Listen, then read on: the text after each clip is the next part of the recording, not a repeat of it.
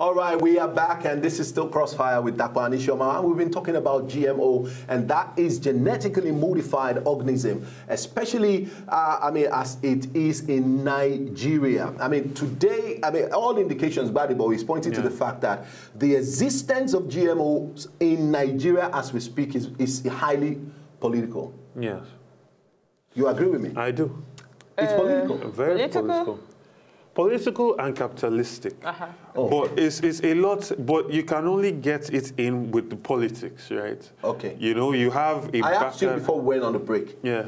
Awareness. Yeah. And then the involvement of the Nigerian government in this. Okay, so first with the people, there has not been a transparent communication to the people. I mean, once I started writing articles... We're ignorant. Yeah, we're ignorant. Once I started writing articles last year, very few people even knew what GMO was. Now, this is something that they've been trying to push into the country since the 90s. I've spoken to former ministers. It came into Nigeria in 1996. I will say it came. They're trying to... You see, what's going on now is they passed a law that empowers NABDA. NABDA is the National Biodiversity, National Biotechnology Development Agency. Let's take this call, Gbadebo. We'll be back with you. Alex, good morning. Good morning, Mr. Alex. Hello, good morning. Good morning, Good morning, boss. Welcome to Crossfire. And the resource person, Gbadebo, good morning. Good morning. Yeah, you came with a very interesting topic, genetically modified food. Yes. Very, very interesting. Thank you. My grandmother, for instance, before she passed on, she lived well over 120 years. She did not any day eat an overnight food. She did not any day eat ice fish. She did not any day consume anything taken from the fridge. She eats directly from the farm. Food from the farm directly. And that was why she lived well over 120 years old. So the whole argument is about nation now. We are genetically modified food to eat. Indirectly, we are trying to produce genetically modified human beings as well. We have that the health hazard and implication, for instance. So Gbadebo, I'm very, very happy because you are opposed to GMD. Yeah. I remember when the office then came to Abuja, it's just behind my office then. So I was really asking what is genetically modified. I actually walked in there, asked one of the class, and then the person tried to educate me. But I took opposition to it because what are genetically modified food, for instance? The old system nonsense to me.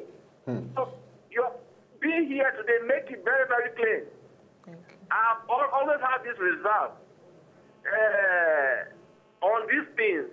So indirectly, what you are telling us is we should go back to nature. At least we have a lot of landscape on being land to plant, natural food and eat now. Why all this GMD? All right. See, I'm remembering Professor Walter Rosley, how Europe underdeveloped Africa, and then America is coming to underdevelop agricultural potential again with GMD. That's true. In fact, we should be wise. So simply, that is it. That is my contribution this morning. Thank you so very much. You so I really don't know who this guy is. He is so intelligent. I'm telling you, he's just excellent. Excellent. You have to understand something, that economies, you either enslave people by war or by debt. Sure. Debt is also what can be masked as aid. And that's how this thing is coming. They are simply killing us even though they are not holding guns. They came and said that. There's so many economic benefits for them. Yes, for them, but it doesn't translate to us. The G7 came out to say that they are going to give Africa £700 million as aid.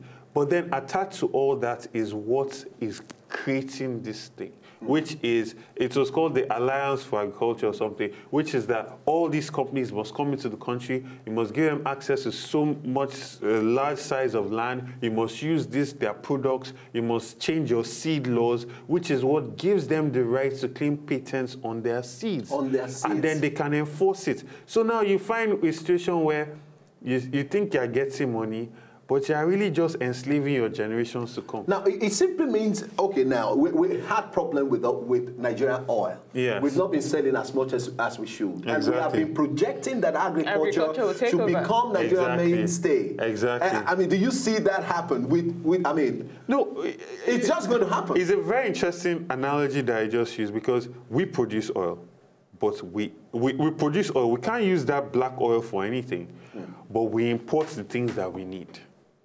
Now we have agriculture, that's very good. Now we are importing seed that is free. We have our seeds. We have it. We have good land. We have rainfall. And the market for organic food is at an all-time high now. Everybody is now health conscious. The rise of cancer, the rise of diabetes, the rise of so many diseases is making people look for natural things.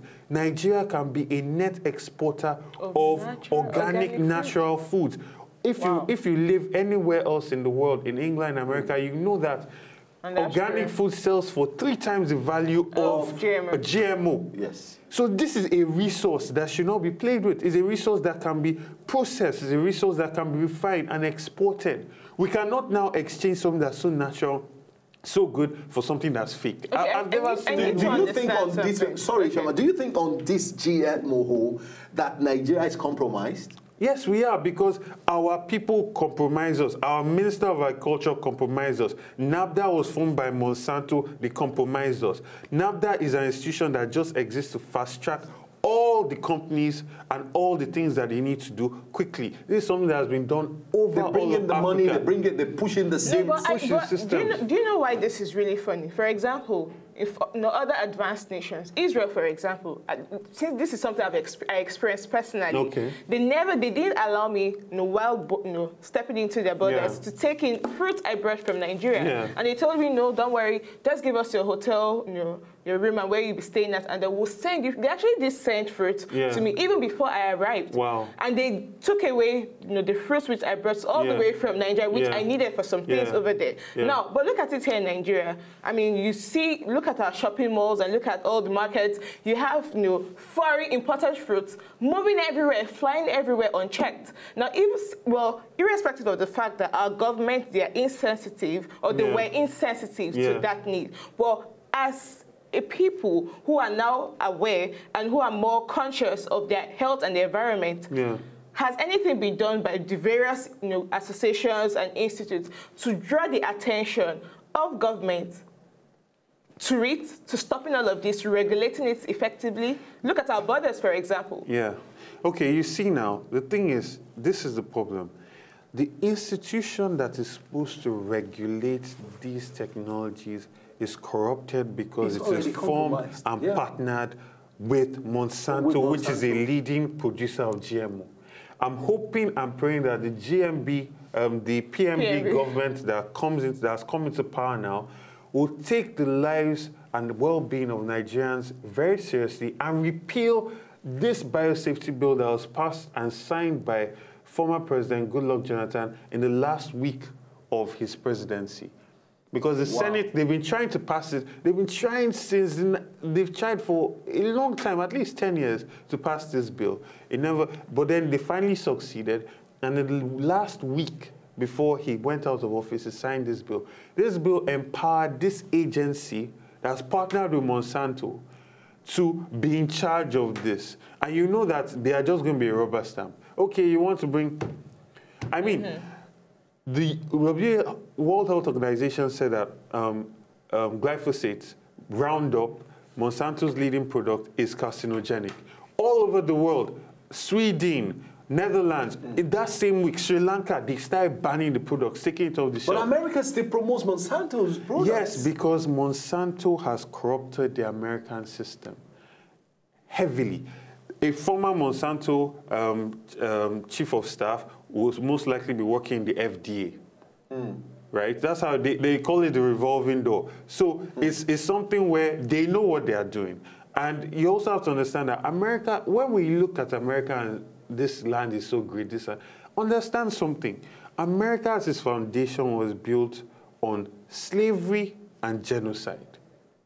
Let us understand that fact. When we compare ourselves, Their economy was built on slavery and genocide. Genocide of the Native Americans that were there and slavery of Africans, right? Yeah. This is a country that believes in raw capitalism.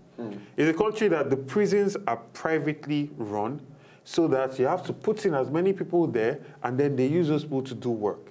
There's so many examples I can give you. So let's not use them as this as a yardstick, to measure humanity and caring for the customer and all of that. Over 2 million people have written to their senators, have complained about labeling. Still, they are not getting it But done. do you really think the Nigerian government can actually tackle this issue? Mind you, GMO is not limited to only poultry products. It's not limited to only fruit. For example, look at some of the pastas we have. Some of the pastas we have in the market. Look at sugar. Look at some of the butter brands and the rest of that. You see, they all still have traces of GMO products in them. Look at our canned foods. Do you really think the government can fight it to bring it off our market? Yes, it starts from the top. Now, the top is where these major companies operate at, which is why they go through the Senate. They go through the Senate. First and foremost, we have to state a policy that we are not GMO friendly in this country. First, at the top level, like Russia did. And I think something that PMB said recently that is already saying that Nigeria should get ready to patronize Nigeria-made, things. Yes. Well, I agree. But mind you, we already have seeds, which are GMO seeds. Yeah. So what if you have that already still in the country? You already have a farmland that is producing fruits. We can stop it. Now that the awareness is there, we can stop it now. Hungary 2 years ago burnt all the GMO fields. They burnt it all. A nation like Nigeria. I'm telling you that it is the will. Yes, it is the will. But the people also, because later on you will see, the opposition party or whatever political party it is, or individuals coming out to stand up to say, no, this is impoverishing the people. These people, they spend a whole lot. No, I'm just trying to bring up scenarios of what may happen that may discourage the government. The farmer used to plant his seed, save it, the best of them, plant it next year. That was free. This farmer now is going to have to pay for those seeds. Or our Nigerian government is going to have to subsidize that. These plants require, because it's almost like scientific experiments. You need to water at a particular time. There are so many instructions and rules. Natural thing, you put, you water, So there are so many things. I mean, in India, there was something called the GMO genocide. People should research on it because it was for BT cotton. They promised the farmers that, okay, you guys will have this higher yield and all of that. And these farmers, expecting this higher yield, took loans from debtors, took loans from loan sharks and all that. And this yield failed. The pests that were supposed to be dying from these things, they became resistant.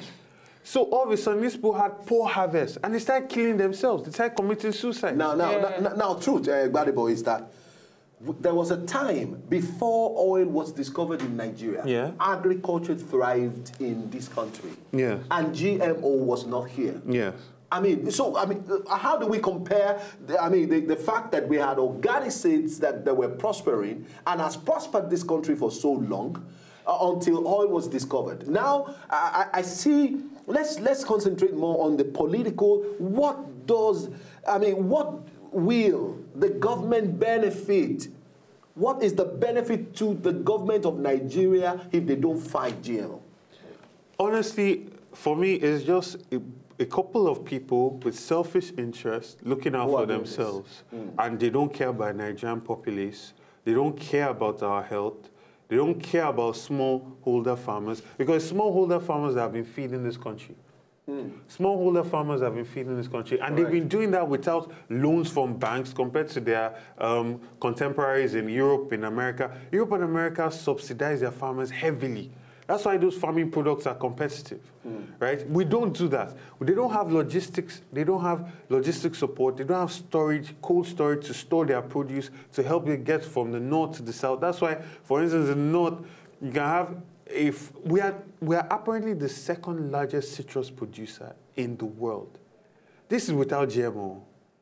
And 70% of those products our kids in the north are using to play football. Yet we import billions of dollars worth of concentrate into Nigeria every year for our juices. Wow. this is the madness that's going on with the oil sector as well. And so we need to correct all that, because you look at other issues like us defending the dollar and the dollar going up and all that, it's because we do not produce. We are net importers. Now, we cannot also add to that by capital flights by importing seeds that exist naturally in a natural place with beautiful soil, wonderful water, rain. It's like you don't have problems, so you just want to bring it to yourself. I mean, this just tells me the fight against GMO is a huge one. It is very and it huge. requires everyone's hands and ears to be on ground, hands on deck. Yeah. All right, anyway, I want to believe that it's high time we educate Nigerians about GMOs, and then it's high time that we all rise up to this challenge and fight and ensure that we kick GMO out of Nigeria. Let's go on a short break now. We'll be right back.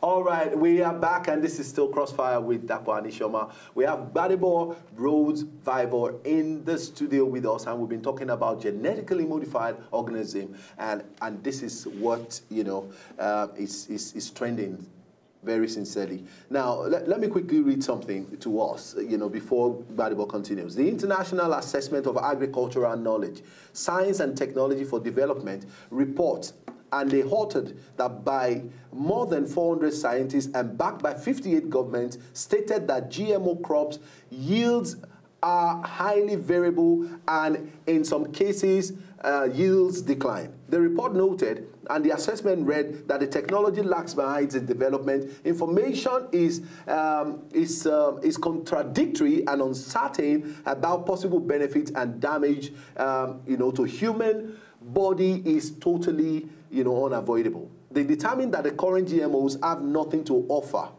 and that the goal is political, is to bring poverty to the already impoverished, is to, you know, bring malnourishment to the already nourished, and health and rural livelihood, and to ensure that social and environmental sustainability is destroyed. This is huge, Gbadebo. This is very bad. And we have that in Nigeria today. What are you guys doing about this? Well, we currently are working, we have a civil society group, Nigerians Against GMO, which I'm part of, and we're trying to raise awareness. It's a three-pronged approach. You need to educate people, because a lot of people are unaware of the effects of this thing and, you know, what is actually happening. Tell us the three prongs. Let's quickly. So we're educating people. Good, education. We're also communicating with the governments directly to let them know that this is where we stand on this, and this needs to be repealed, because this law was just signed a week before the former president went out of power.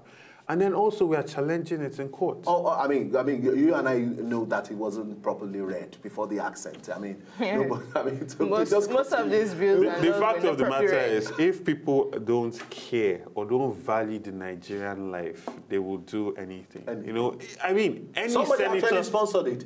In the Senate. I mean, some people would have sponsored it in the Senate. Any senator or his aides or his staff just has to do a simple Google search. Anything that brings up so much negativity. Except if they're benefiting from it. Does it take anything to becoming a member of the group? No. You can. We're on Facebook. Just find us on Facebook. So you can become a member. Approach, the education, and that includes farmers, Nigerians generally. I mean, those of us who consume it, and the people who are patronizing the GMO seeds. And then the communication with government to ensure that this is repealed and that we say no, we are just saying no to GMO. Exactly. And then the next one. The last one is we're challenging it in court for consumer safety. That the institution set up to regulate this is already compromised, so we're challenging that activity. Exactly. So that's what we're doing now. Because the fact of the matter is this: if we don't do anything about this, our children are going to suffer it. This is not a short-term thing. It's a process that once they get their feet firmly in, there's no going back. America is trying to get out of it, but they can't. You know, it creates a monopolistic system on the seas, which means that you depend on a foreign body to plant food. Seeds are a primary input of production. And humanity, we can do without our phones, we can do without TV. maybe not your TV station. But we can do without it. But the point is, we need food. We need food. Okay, one last quote. Thomas Sankara said, "The people that feed you control you." This is a fact. And it's not because you're hungry that you sell your teeth. You understand? If we need... Agriculture can be the next big thing. We need to do it by ourselves independently and benefit fully from it. So there's no because we have done it before, but we've done it before. Okay, now I understand that one of the ways to win any war is by having large support, large support base. Yeah. Now you said that you can be a member by following on Facebook. Yes, Nigerians Against GMO. On Facebook. Yes, on Facebook. Okay, on Facebook. Yeah, how about on Twitter also? On Twitter, we don't have a Twitter handle. We don't have a Twitter handle. Nigerians... Because, you know, Twitter is something that is just like 3-4 lines. But if you come on Facebook page, there are articles constantly updated on there. Yeah. So you can also identify the meeting points. So you can be aware of it. Because it's very important that we don't want people that are just saying Nigerians Against GMO. No, we want you to understand so you can talk with knowledge. Yeah, people can join it. It's an open group. Okay. We're putting together a class action. Anybody that wants to be part of that can definitely come on board. You can reach out to us on the group, Nigerians Against GMO. In fact, just search Nigeria GMO. You see many articles come up. I debated with the Agriculture Minister. I've written a lot of articles about it that have been published in newspapers, in The Guardian and Nation as well. So, yeah, we have to raise awareness, and then it's something that has to be fought. It has to. Okay, now I have this question. Yes, go ahead. Because it's been bugging my mind since you said it. Now, you said when the GMO seedling is planted, it corrupts and kills the soil. Now, I need to understand, because there's something about cleanup, you know, in the environment. You need to clean up the environment when it's polluted. But is it possible that after, well, if the government decides to re-GMO seedlings and foods completely off the Nigerian market and airspace, is it possible that the soil can be cleaned up to rid it of the negative components that's been inserted in the ground? Yes, some organic farmers do that in America, where they say, okay, this land... Won't they be using more dangerous chemicals? No, it's not so much a chemical thing, it's an organic thing. You just let...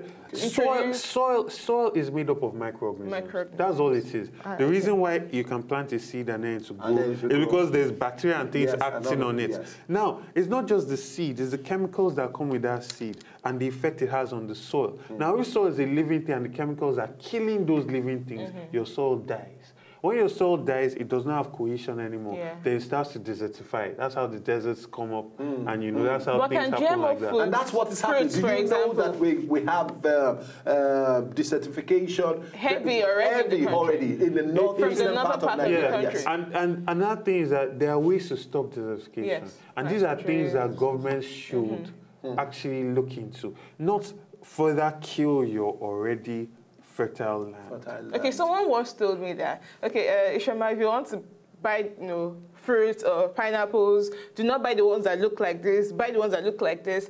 Is it possible that you can largely identify GMO fruits by looking at it? I've actually seen articles, I've read articles that actually put the pictures, GMO, non-GMO. So you know see how the tomato, they look like. You can actually see and compare, because in Nigeria there's no labeling. So, I mean, I was at an interview once, and after the interview, a lady came out to me and said that her daughter went to the market, bought a fruit, and as she ate it, she started convulsing. You know, fortunately, I see that a lot of people have this practice of washing fruits before they sell it, which I'm very thankful for. But maybe they didn't wash that particular fruit and pesticides were still on it. But this woman came out and said, wow, thank you for what you're doing. You have to raise this awareness. Because it's not once, it's not twice that this thing has happened to them. So these things are very important. And they are, like I said, if you join the group, you see these kind of articles, so you can identify. Where they show the tomato that's GMO, tomato that's organic. And, you know, obviously, these things are modified so it looks more juicy, so it looks like it can sell, so it can look bigger, so it's attractive. And also, they make it cheaper. And they're sweeter, I've noticed. I'm not sure. For citrus fruits, because I've tested GMO fruits, I've tested the organic ones. I can tell you that they taste way better than the organic ones. Maybe for citrus fruits. Tomatoes, for instance, had a very big problem because it did not get that tomato taste, and a lot of people did not like it. So, that's true. You know, so that was the problem. But what I was saying was that these things are also priced cheaper than in natural occurring varieties, so that people will now be like, okay, this one is cheaper, so let's leave it. But then you think... But I kind of disagree, though. No, because if you look at some of the stores you have in Nigeria, some of the, in fact, when you walk into these stores, I'm talking about the hybrid stores, you see that the GMO fruits they sell are more expensive than the organic ones. They are taking advantage of except that. Our packaging, you know, we like it in Nigeria. All right, let's quickly say this, Gbadebo. Alternative dairy products, baby foods and infant formulas, beverages, body care products, bread and baked goods, candies, chocolates, desserts and sweeteners, cereal, breakfast food, condiments, oils, dressings and spreads, dairy products, fruits and vegetables, grains, beans and flour, herbs, spices and other ingredients, meat, fish and egg, and all of these are involved. Most of them all these products are. I think I just need to start planting my own food products. That's what is going to go back to. But you see, again, like I said, your final word on this, Gbadebo. Nigerians need to take this very seriously, because food is something that connects all of us. Very true. Whether you're a PDP supporter or an APC supporter, whether you're poor, you're rich, you're illiterate, we all eat food. And food affects our bodies. Now, if you save money on this fruit, 10 naira money, 10 naira, the money you will spend on cancer in the hospital is going to be very heavy. And there are a lot of other factors that cannot be controlled. For instance, once they start applying GMO in this field, you can say you don't care, that's his business. But the pollen from that field will contaminate your own natural varieties. It's transmitted by air. It's transmitted by air. We just got to go now. We've been talking for close to an hour. And you see, the truth is just that you would have to come back. Well, I mean, we have to conclude on this because there are so many other areas, you know, to cover that we didn't touch at all. Please choose healthier non-GMO brands. Tell others about GMOs. They can do the same and join, you know, the workforce. Tell us again the work. Nigerians against GMOs. Yeah. Together, we can quickly reclaim a non-GMO food supply chain in Nigeria. We'll go right now, and we'll be back tomorrow morning for a very interesting episode again of Crossfire. Do stay blessed. I say no to violence. Thank you very much. Oh my God.